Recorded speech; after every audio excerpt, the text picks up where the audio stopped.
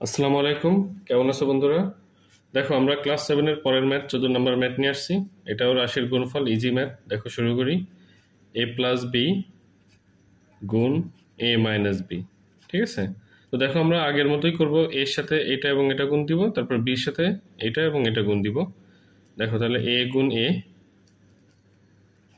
এখন দেখো এখানে প্লাস এখানে মাইনাস, প্লাসে মাইনাসে মাইনাস a গুণ b, তারপর বি তে যাব, বি এর আগে প্লাস এর আগে প্লাস, তার মানে প্লাসে প্লাসে প্লাস বি গুণ এ, তারপর প্লাস এবং মাইনাস মাইনাস হবে বি গুণ বি। ঠিক আছে?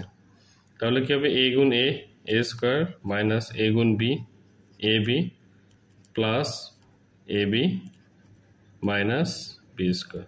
দেখো এখানে এ বি এবং এ বি, এখানে মাইনাস এখানে প্লাস, তার মানে প্লাসে মাইনাসে কাটা, এ বি কাটবো, তাহলে এ স্কোয়ার মাইনাস বি স্কোয়ার। এটাই হচ্ছে আমাদের আনসার।